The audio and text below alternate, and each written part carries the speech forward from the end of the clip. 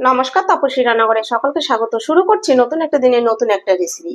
আজ আমি ঝিঙে দিয়ে নিরামিষের অসাধারণ একটা রেসিপি আপনাদের সঙ্গে শেয়ার করব। মাত্র দুটো মশলা দিয়ে তৈরি হয়ে যাবে। আর নিরামিষ দিনে একবার ঝিঙের এই রেসিপিটি করে দেখুন। যে ঝিঙে খেতে পছন্দ করে না তাকেও যদি একবার করে খাওয়ান সেও অবাক হয়ে যাবে। আপনারা একবার করে খেলেই বুঝতে পারবেন যে রেসিপিটি খেতে কতটাই সুস্বাদু বা অসাধারণ হয়। ভাত, রুটি, পরোটা সবকিছুর সঙ্গে কিন্তু পরিবেশন করতে পারবেন। দেখেই কিন্তু বুঝতে পারছেন বন্ধুরা। তাহলে বানানো ভীষণই সহজ। এই রেসিপিটি ভিডিওটা দেখলেই আপনারা বানিয়ে নিতে পারবেন। রেসিপিটি আমি কিভাবে বানালাম সেটাই আপনাদের সঙ্গে শেয়ার করব। চলুন বন্ধুরা, আর দেরি না করে রেসিপিটি শুরু করা যাক। দেখুন, ঝিঙে রেসিপিটা তৈরি করার জন্য এখানে আমি ঝিঙে নিয়ে নিয়েছি 500 গ্রাম। আপনারা বাড়ির সদস্য হিসেবে ঝিঙেটা বাড়িয়ে বা কমিয়েও নিতে পারবেন। এবার আমি ঝিঙেটা ঠিক এরকম করে চেঁচে নিচ্ছি। এই ক্ষীরগুলো অন্তত ভালো করে ফেলে দিতে হবে, এরকম একটু চেঁচে নিচ্ছি। নিরামিষ দিনে ঝিঙের এরকম রেসিপিটা করে দেখবেন, খেতে ভীষণ ভালো লাগে।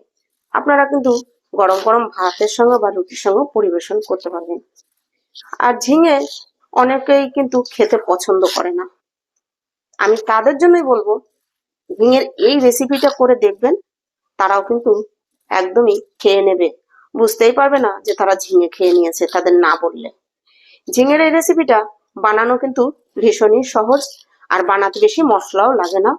অল্প মশলা বা দুটো উপকরণ দিয়ে কিন্তু এই রেসিপিটি তৈরি করে নেওয়া যায়, ঘরে থাকা উপকরণ দিয়েই। আর খেতে কিন্তু দুর্দান্ত হয়। দেখুন, আমরা যখন ছোট ছিলাম, আমাদের ঠাকুমা দিদারা কিন্তু ঝিঙে দিয়ে এরকম হালকা ফুলকা রেসিপি করে দিত। খেতে কিন্তু বেশ ভালো লাগতো। এতে কিন্তু আমাদের শরীরও ভালো থাকে, আর ঝিঙেতে কিন্তু পেটও ঠান্ডা থাকে। আর এই গরমের দিনে অতিরিক্ত তেল মশলা না খেয়ে এরকম হালকা পাতলা রেসিপি খাওয়া খুবই ভালো। আর ঝিঙের এই রেসিপিটি এভাবে বানালে খেতে সত্যি খুবই ভালো হয়। আপনারা রেসিপি দেখলেই বুঝতে পারবেন, আর করে খেলেও বুঝতে পারবেন। এই একইভাবে প্রত্যেকটা ঝিঙে আমি চেঁচে পরিষ্কার করে নেব। দেখুন, ঝিঙেগুলো সব আমি ছুলে নিয়েছি। নিয়ে আমি কিন্তু ধুয়ে নিয়েছি, কারণ কাটার পরে ঝিঙেগুলো কিন্তু আর ধোয়া যাবে না। ঝিঙের মধ্যে যেহেতু প্রচুর পরিমাণ জল থাকে, আর কাটার পরে ধুলে পরে ঝিঙের মধ্যে আরো এক্সট্রা জল ঢুকে যাবে, আর সেক্ষেত্রে ঝিঙেটা খেতে ভালো লাগবে না। এবার ঝিঙেটা আমি পিস পিস করে কেটে নেব। দেখুন, ঝিঙেগুলো ঠিক আমি আমার পছন্দ মতো কেটে নিচ্ছি সাইজ করে। আপনারা যেরকম পছন্দ করবেন সেরকম ভাবে কেটে নেবেন। আমি দেখুন একটা ঝিঙেকে ঠিক এরকম 3 টুকরো করে নিয়েছি, এই দেখুন। এবার ঝিঙেগুলো সাইজ হিসেবে পিস করতে হবে। ধরুন এটা ছোট, এটা ছোট, এই দেখুন, এটাকে 2 টুকরো করলেই হয়ে যাবে। এরকম ভাবে সবগুলো আমি প্রথমে পিস করে নেব। দেখুন, সব ঝিঙেগুলো আমি পিস করে নিয়েছি। এবার আমি দেখিয়ে দিচ্ছি, এই দেখুন, এই ঝিঙেটাকে আমি এরকম করে 4 ভাগ করে নিচ্ছি। তবে এটা কিন্তু এরকম নিচটায় লেগে থাকবে, ছেড়ে যাবে না। এই দেখুন, এতে কি হবে, ঝিঙেগুলো যেহেতু একটু মোটা মোটা বা গোটা গোটা আছে, এরকম করে 4 টুকরো করে নিলে, এরকম 4টে ফালি মানে চিড় দিয়ে দিলে, এরকম করে নিলে এর ভিতরে মশলা নুন বেশ ভালোভাবে ঢুকবে। সেক্ষেত্রে কিন্তু খেতেও ভালো লাগবে। তবে নিচেরটা কিন্তু যেন ছেড়ে না যায় সেটা দেখতে হবে। দেখুন, আমি কিন্তু নিচটা ছেড়ে যায়নি। সবগুলো আমি একইভাবে করে নেব।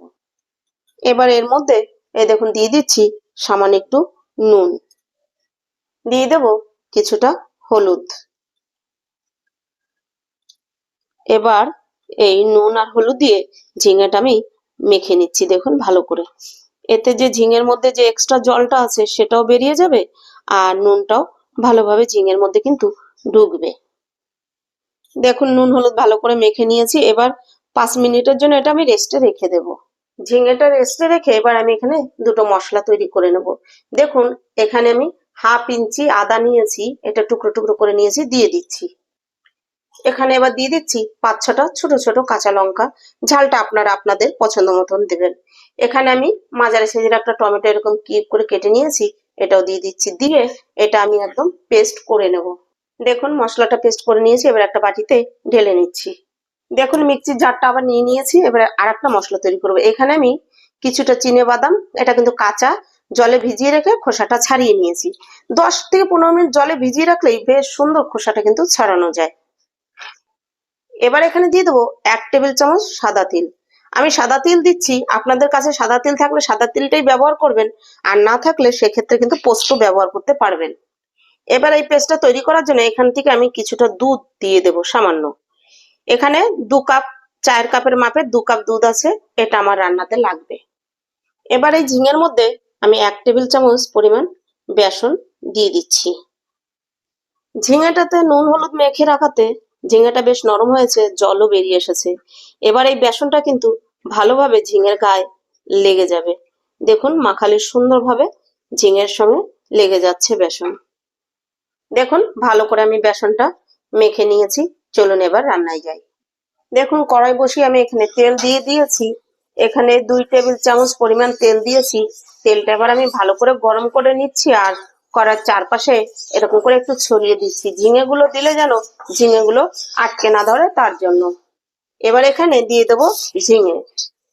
আমি যতটা ঝিঙে নিয়েছি, 500 ঝিঙে নিয়েছি, আমি ঝিঙেগুলো এক এক করে দিয়ে দুবারে ভেজে নেব। একবারে হবে না, তাহলে ঝিঙেগুলো ভেঙে যাবে। সেই জন্য আপনাদের ঘরের সদস্য হিসেবে আপনারা ঝিঙেটা বাড়িয়ে বা কমিয়েও নিতে পারেন। দেখুন ঝিঙেগুলো কিন্তু এক পিঠ হালকা ভাজা হয়ে এসেছে। এই দেখুন, এবার আমি উল্টে দিচ্ছি। আমি আঁচ মাঝারি রেখে ঝিঙেগুলো ঠিক এভাবেই ভেজে নেব। দেখুন ঝিঙেগুলো কিন্তু আমার ভাজা হয়ে গেছে, এর থেকে আর বেশি ভাজার দরকার নেই, তাহলে ঝিঙেগুলো একদম গলে যাবে। এবার আমি তেল ঝরিয়ে ঝরিয়ে একটা একটা করে তুলে নেব। এই তেলের মধ্যেই বাকি ঝিঙেগুলো আমি একইভাবে ভেজে নেব। দেখুন এখানে 1/2 টেবিল চামচের মতো তেল আছে, আমি আর 1 টেবিল চামচ তেল এখানে দিয়ে দিচ্ছি। এবার ফোড়নে দিয়ে দিচ্ছি 1/2 চা চামচ কালো জিরে। ফোড়ন হয়ে গেছে, এবার এই যে টমেটো আর কাঁচা লঙ্কা আদাটা বেটে রেখেছি এটা দিয়ে দিচ্ছি। এবার এখানে আমি নুন দিয়ে দিচ্ছি। নুনটা দেখুন পরিমাণে কিন্তু কম দিচ্ছি, কারণ ঝিঙেটা যখন আমি ভেজেছি তখন কিন্তু নুন দিয়ে ভেজেছি, তার জন্য। এবার এই মশলাটা ঠিক 2 মিনিটের মতো কষে নেব, আঁচ মাঝারি রেখেই। আমি 2 মিনিট কষে নিয়েছি। এবার দিয়ে দিচ্ছি দেখুন সামান্য একটু হলুদ, দিচ্ছি সামান্য একটু কাশ্মীরি লঙ্কার গুঁড়ো, এটা বেশ কালার হওয়ার জন্য দিচ্ছি। আপনারা এটা না দিলেও কিন্তু চলবে, শুধু কাঁচা লঙ্কাতেও রান্নাটা করতে পারবেন। এবার দিয়ে ভালো করে কষে নেব, একদম মশলা থেকে তেলটা ছেড়ে আসা পর্যন্ত। দেখুন মশলা ভালো করে কষা হয়ে গেছে, তেল ছেড়ে এসছে।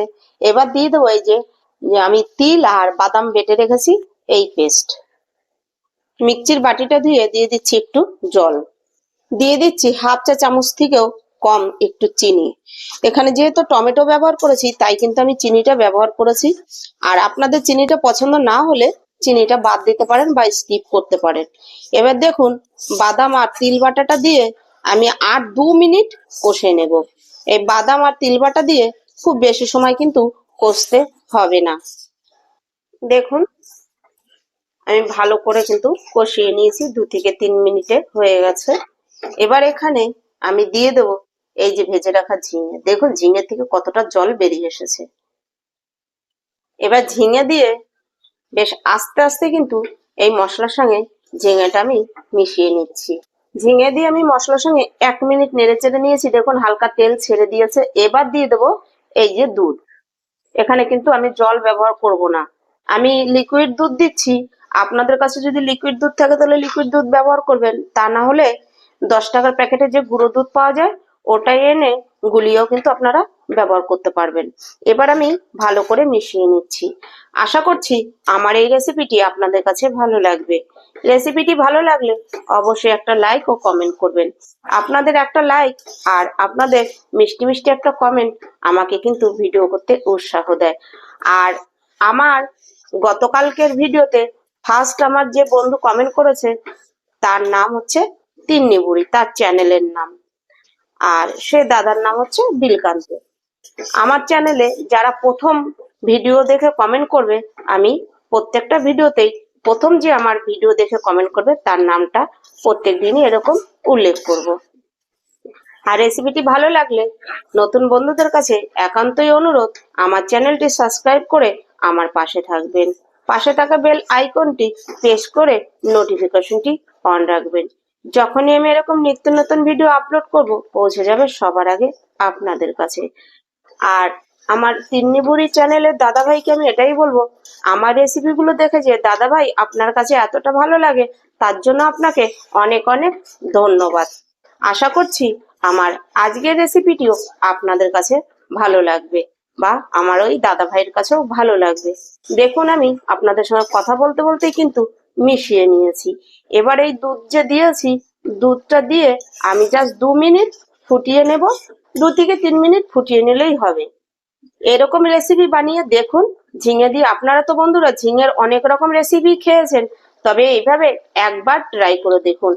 গরম গরম ভাতের সঙ্গে তো ভীষণই ভালো লাগে, রুটির সঙ্গে খেতেও ভীষণ ভালো লাগে।